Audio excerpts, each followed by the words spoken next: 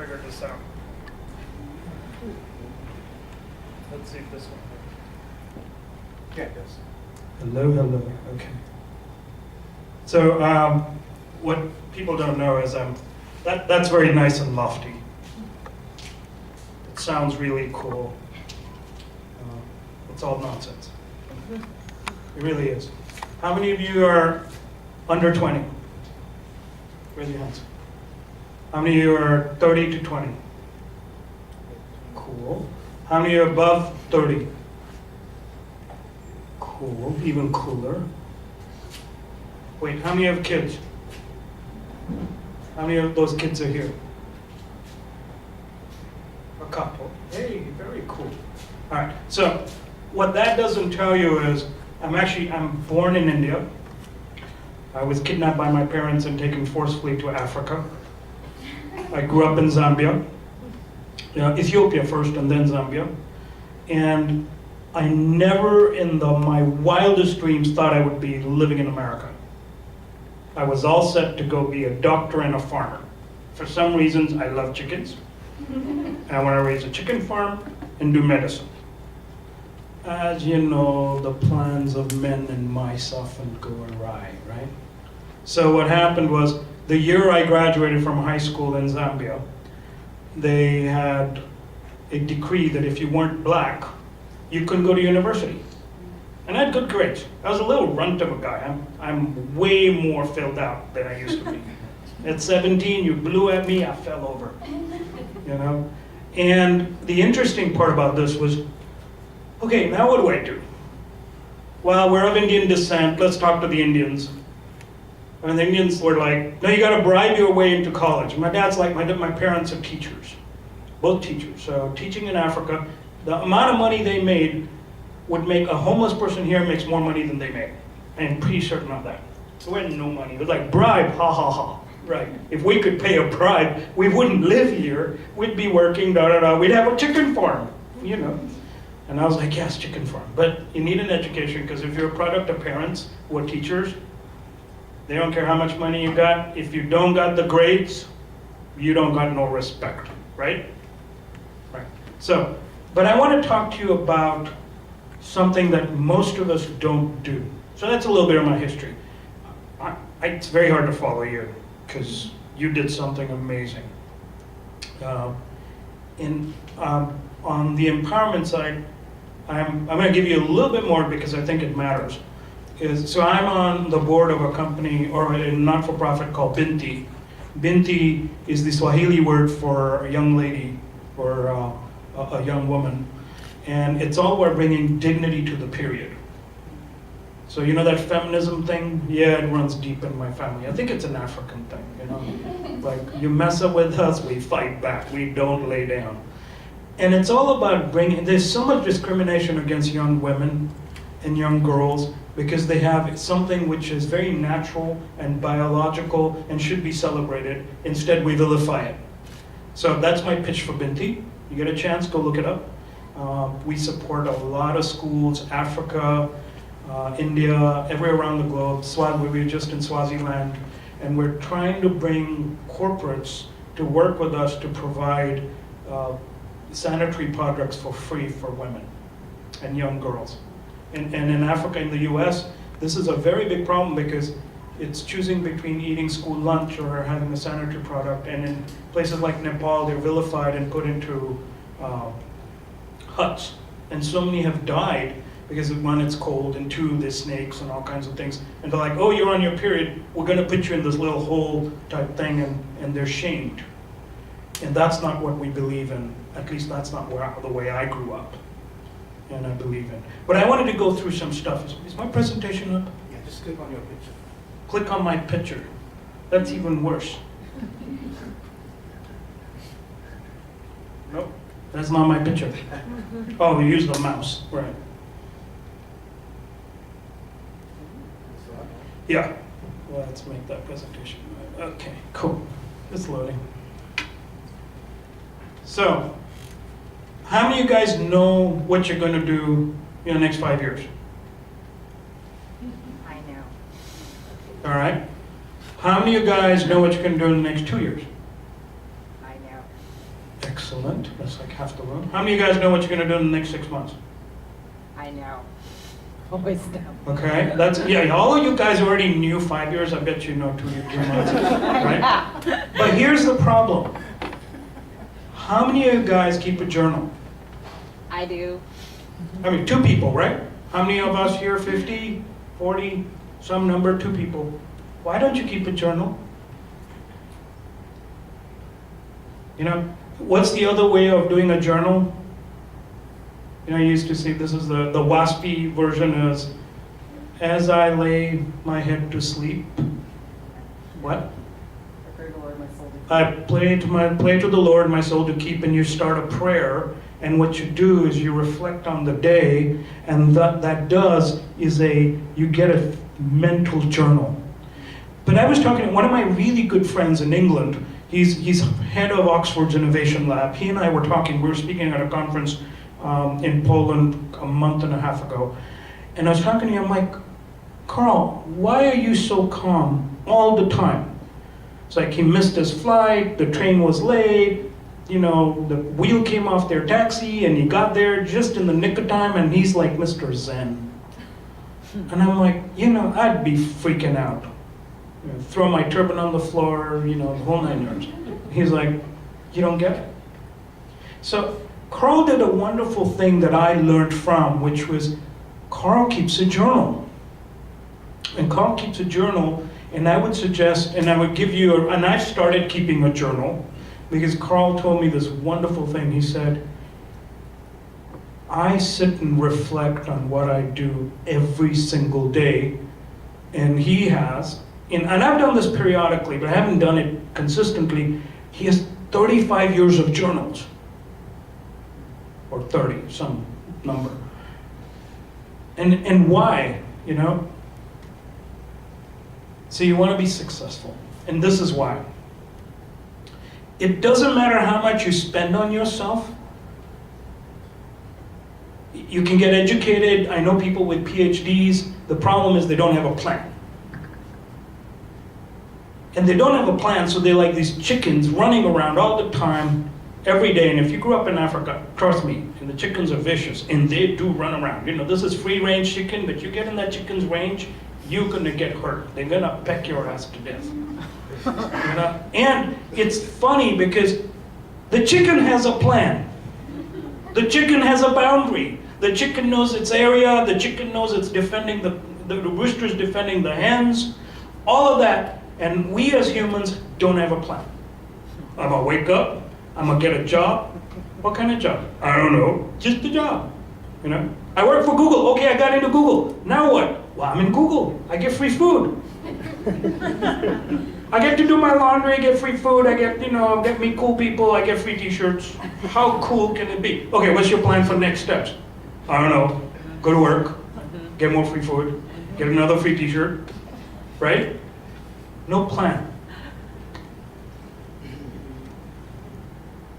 But here's the interesting part about life. It really helps to know what fork to take. And the interesting part about the fork you take, it helps to know where you've been. This is the whole reason behind a journal, is it helps to know where you've been. So that, you know, life is a maze. You remember those mazes? We do all the puzzles. In the old days, we had paper and pencil. There was this thing called comics. The back of the comics was this little puzzle, and you had to figure out how to do it. My dad used to say, I'm gonna time you. And you'd be like, oh, great. I got it, right. But many times you're like, nope, that didn't work. Nope, that didn't work. And life is like that. Life is a maze. It's a maze for 2 reasons. Here's my philosophical piece. If you don't agree with it, just ignore it. We're on this planet. What is the most important thing is we take away from this planet? Anybody have any ideas? It ain't money, that's for sure. Anybody else? Come on, you guys are smart. It's post-lunch. It's not that bad, there's more food. We can take a break, you can eat food, we can come back and do this again. All right, come on. Okay, you're pointing at something. Your journey. I'm sorry? Your journey.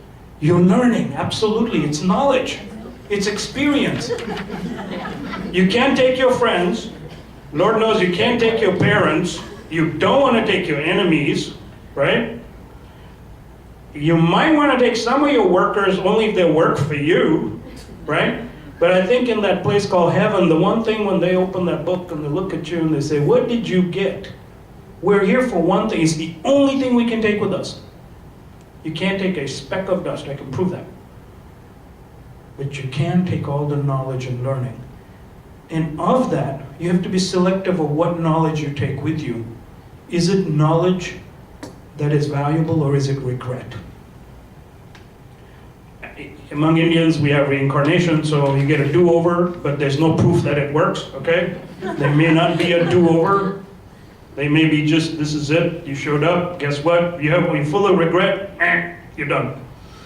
But if you are able to plan and do interesting things, you might end up taking the road with the stained glass windows.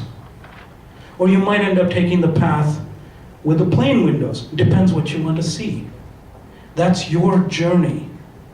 But in this, as long as you're not stuck in that maze, this becomes of value. It becomes of value. So, I'm going to give you mechanics. The journal should have this part. Daily, weekly, preferably not quarterly, but if any period you want to write, sit and write, and this is an important piece. What I did, this is the content, and now content is made of pictures. Imagine this. It's Facebook for you. It's your pictures. It's your relationships. It's your videos. It's not for other people. You want your 10 seconds of fame and you want someone to go like or not like, I call that digital cocaine. But instead, when you do it for yourself and you reflect, and I sit there and I reflect, I was driving here, I got pulled over by a cop, what are you going to do? I'm going to go talk to these people, blah, blah, blah. Talk my way out of it, right? Okay, go, very gruff. Okay, go, right. I'm like, okay, thank you, officer, right? I didn't lie, but I'm like, I could be mad. Why did that happen? And then I was just like, that's his job. Yeah, was I doing 85? Heck yeah, I was doing 85. That was my job. My car went 85. I'm like, and the guy was like, you were speeding. I'm sorry, I was. Why? I'm late for this thing. Okay, what are you doing? And I think, I didn't lie to him. I was like, if he's going to write me a ticket, he's going to write me a ticket. I was like, okay, we'll deal with it. But this is the content of your life. And by the way, don't judge it at the end of the day. Good, bad, indifferent, write it down. And what I do in my journal is, I literally write it down. Because I tried the computer thing, it doesn't work. The phone thing is really horrible. I actually have notebooks. So on one side, I write content. What just happened? And I pour it down without that crazy guy gave me a ticket. Just got a ticket. Make it factual. That becomes your content. And that becomes the base of your story. It's really important.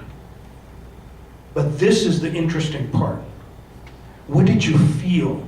Now here you can put, I was so angry because the guy pulled me over, or I went to the cafeteria and they didn't have tiramisu, and now I'm mad because I really wanted tiramisu, and at Google some days they don't serve you tiramisu, You just get noodles, that's it, right? But and then here's the piece about skills. What do I need not to do this? And I call it skills because on almost every level it's a learning. It's a skill. I talked my way out of a ticket with a cop. That's a skill. I found a way to make tiramisu. Don't care if Google has tiramisu. I make my own tiramisu. That's a skill, right? I had a coworker, he and I really jammed on a project. It was really awesome. Write that down. What worked? What didn't work? And those are part of your skills. And you'll find that you'll have a vacuum of skills when things don't work, and you'll have a surplus of skills when things work. And this is a neat thing to start discovering about yourself. It's a neat thing. And then, how am I viewed? What was I perceived? What did I think? And what is my perception of that situation? Was it a positive perception? Was it a negative perception? Was it, what you did is you now step out of the situation and you look back at it. Of course, Supreet, if you're doing 85 and the cop pulls you over, you shouldn't be angry. You should be like, I was doing 85. Now, if the cop pulled you over because everybody's doing 85 and he pulled you over and he says, I pulled you over because you wear a turban. Yeah, that's outrage, right? I pulled you over, Mr. Singh, because you're really nice, and you know what? We're going to give you a positive ticket as opposed to a negative one. Here's some extra tiramisu. I've never had that happen, by the way, just so you know. But there are things sometimes you go and you do a fist bump in the air because something really worked. You got a promotion, you got a great grade, whatever it was. Your parents said, yeah, that really rocked. Write that down. Because in that is that emotion part of who you are. That becomes the golden nugget that you're looking for. That's really important. So this sets the context. Remember we had the content? Now you have the context, right? This sets the next part. This is an always source for ideas. And I put had because you can reflect backwards and get an idea, or have, because you get a neato idea and you write it. And by the way, this is a feedback loop. This is a loop that goes back to content. Hey, how many of you guys use Waze? You guys work for Google, right? You don't use Waze? There's a problem. Here's the map. No, Google has one thing. Waze has one thing that Maps doesn't. That's right.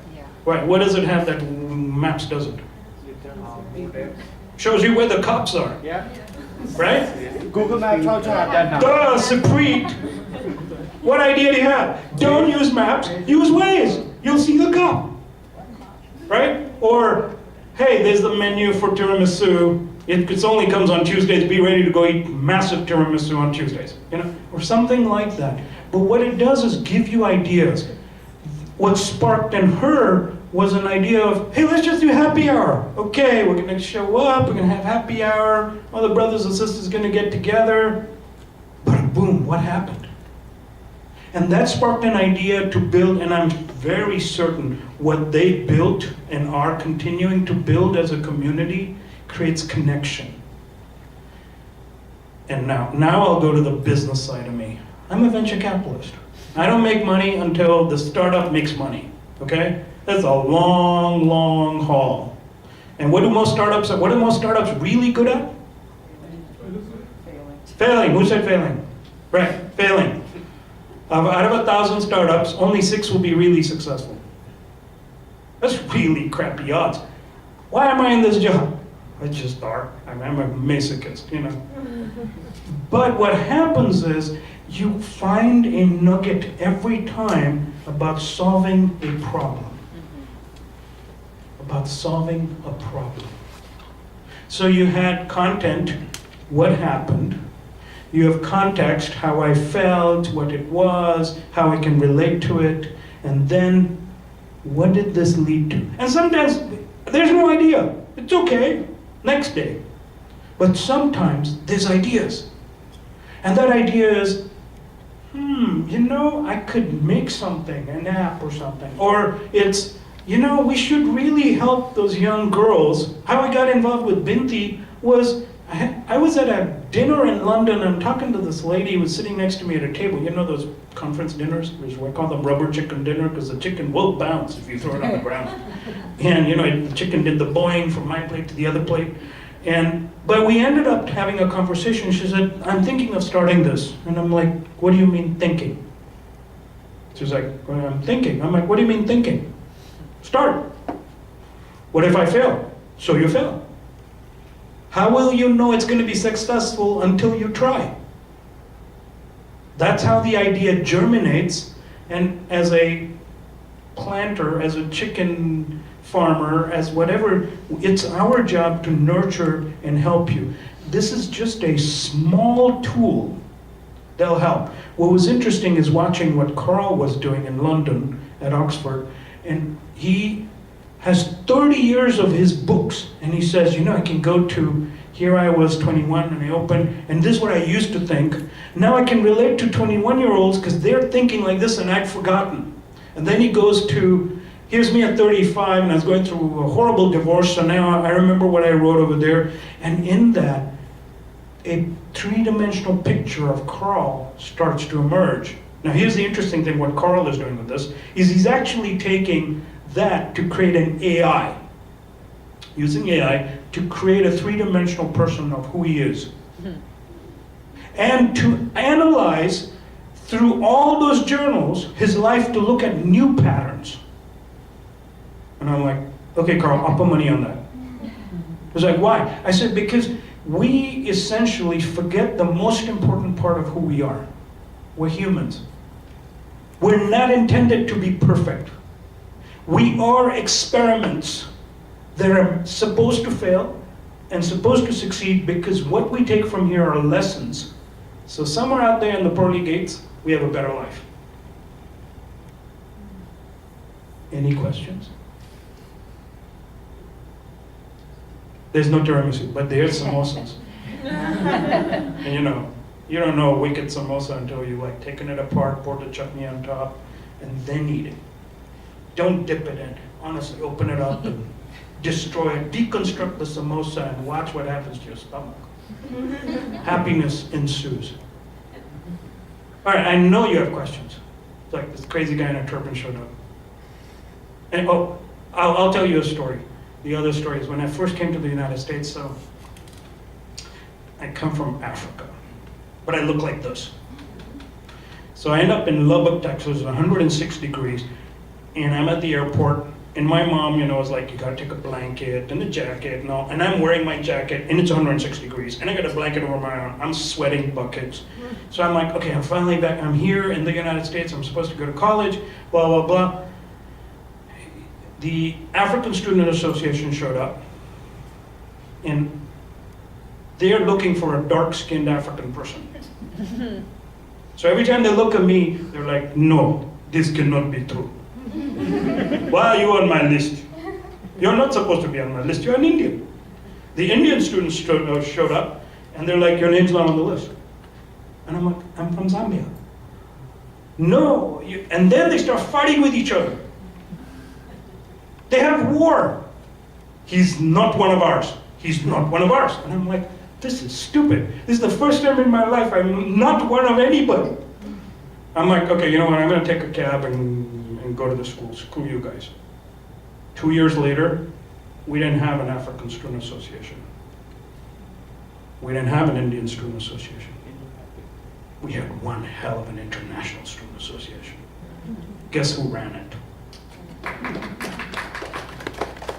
Now you gotta ask questions. All right, thank you very much. Oh wait, there's a question, yeah. So based off of that experience, do you think it gives you a different viewpoint when you look at deals that come in front of you? So the deals I look at, there's a lot of hype, okay? There's a lot of people, fund my startup, it's going to be worth trillions. For some reason, they've gone from millions to trillions. They've skipped the billions. And I'm like, how many people on the planet? Okay, 7 billion. Yeah, that's me rounding up to the next billion. Okay, how much of this are they going to use? Well, but it'll be trillions. And I'm like, okay, you guys are just full of, bull caca. And what happens is I start looking, and it's really looking at people because I want to engage with people. I want to talk to the young person who is passionate and not doing this because they're a Wall Street banker trying to put a rubber stamp on the next thing because instead of going to Wall Street, they went to Silicon Valley. And just because you wear cool tennis shoes doesn't mean you know what the heck goes on here. It's about engaging and helping people solve problems. So many times,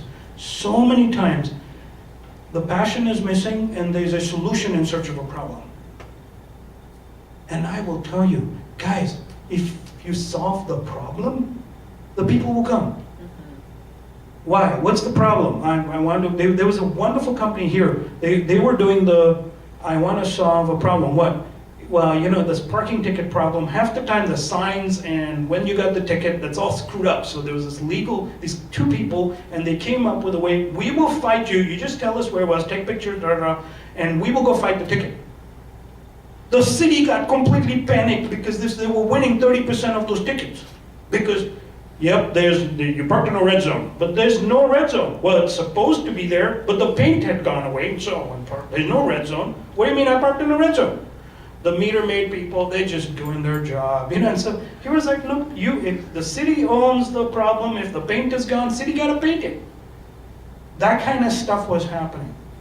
But they were solving a problem, which is how do you manage the bureaucratic, kerfuffle that happens? And that was a problem that needed a solution. They created a solution. I think some law firm bought them or integrated them in, and now they're doing other things. There's one called Service. It's an app. It does wonderful things. You miss your flight. There's some rules about if you miss your flight because the airline did something goofy. They say, listen, we'll fight this for you, and we'll get you money, and we keep 30%. Do you know how many times I've gotten $70 instead of $100? They keep the 30%, but I've gotten the $70. I think I've gotten enough vouchers to fly like 2-3 times around the US because, yeah, United Airlines was late or American or whatever, and that kind of, they were solving another interesting problem. So, and my whole thing is I look for founders who solve problems. Yeah. I look for the human condition. People are always like, why do you say that? You're a technologist. I'm like, yeah. Last time I checked, I still put my pants on. No one's, that we haven't gotten that, spray-on pants yet. Until technology does stuff like that, I'm still going to be human. Yeah. Any other questions? You look like you have a question. You can ask. It's okay. First of all, there's no such thing as every age can ask a question. No question. Okay. All right. Food to eat. Wait. Another question. Okay. What got you into venture capitalism, and what did you do before that? What got me into venture capital? Accident. And this is what ideas I have. Okay, I'm going to do this so you guys have the next slide. Just because this is important. I forgot I had to go one more slide. How I got into venture capital was a friend of mine was a startup founder. He comes to me crying one day. This is 1996. And he's like, do you know I'm doing a startup? Yes. You know it's a good startup? Yes. I know I bought your product. Okay, the VC want to kick me out. What VC want to kick you out? So, I'm a Sikh. We're warriors. We war so good. We got people, we're like the Indian samurai, okay? So I'm like, we're gonna show up at that board meeting, we're gonna kick some ass, right? So I show up at the board meeting, and the VCs made sense. It was just pure serendipity or accident. I showed up and the VCs made sense, and I talked to him and I said, they need someone to help grow the business. You're a technical guy, this isn't gonna work. Let's figure out a way to make it work. The VCs liked what I said, and I stopped him from jumping off the cliff because he was gonna say something stupid, which is quite normal among founders. The stupid gene, by the way, is the most prevalent gene in founders. It's the 48th chromosome. And by the way, it's gender bias. There's no gender bias on that gene. Everybody's got one.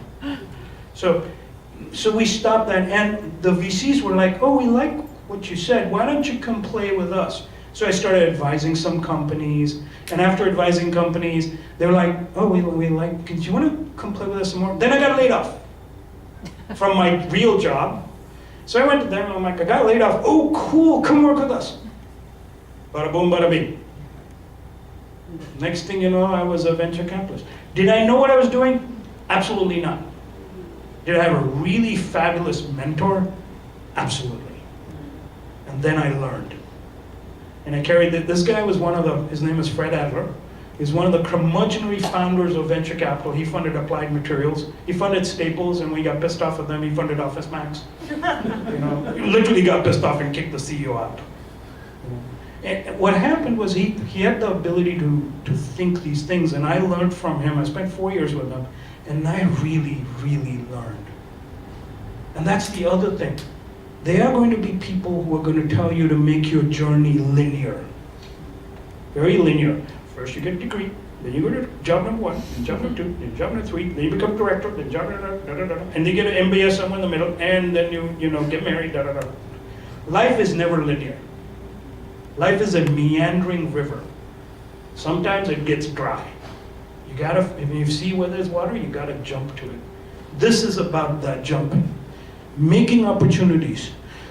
I look back at my little journals now, and I'm like, wow, I wrote the problem down, there's no solution for it, why didn't I capitalize on that? And if you've got that history to be able to look at it, you can also see yourself growing. And that's the neat part about this.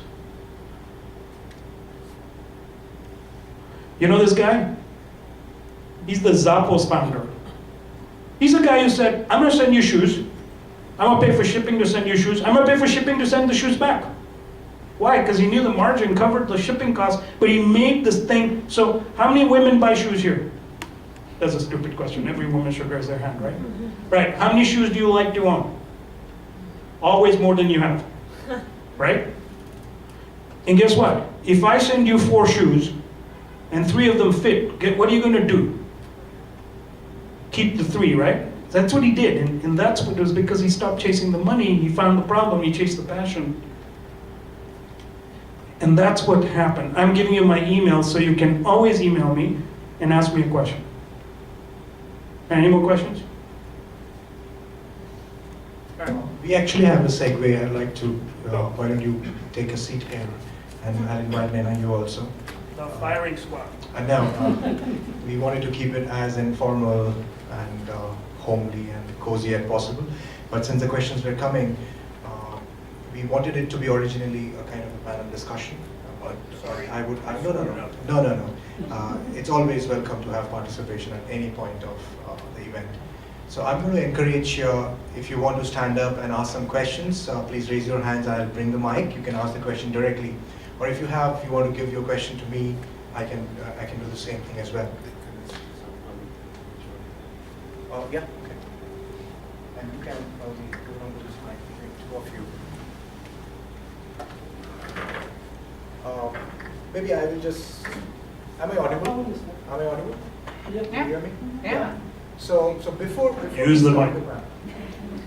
Before we start this, I wanted to actually not wait till the end of the event to recognize and thank people who inspired me over the period of last 6 months to gain enough courage so that I can host something like this. I know for many of you it's a very small event, but it needed a lot of courage for me to even try to do something like this in San Francisco, coming from a big country, India, but at a distance. So I'm going to recognize all those who actually made this possible. Mohammed, why don't you just come? Please. Karan. We love you. All right. Am I missing any other google.org? Yeah. Snehan, Yeah. come in. Come on. So just a brief introduction. Some of you, if you're thinking that this is Kickoff Solutions and we have some nice speakers, it's a cause. Where does Google figure in all these places, apart from the jokes that Supreet just shared about tiramisu not being there in some of the cafes? So google.org is an initiative which encourages every Googler. Probably I'll add that should encourage every Googler to maintain a journal, but they encourage every Googler to take a look inside and do something outside their work, outside their normal projects. Not necessarily which is a business potential, but also something as a give back to society. And we have this space which is dedicated to such nonprofits. And as a Googler, I just got that support from Google to be here. Just wanted to share that fact. Thank you so much, guys. Okay, so coming back to the session, Mohammed, you have the first question. What is your biggest regret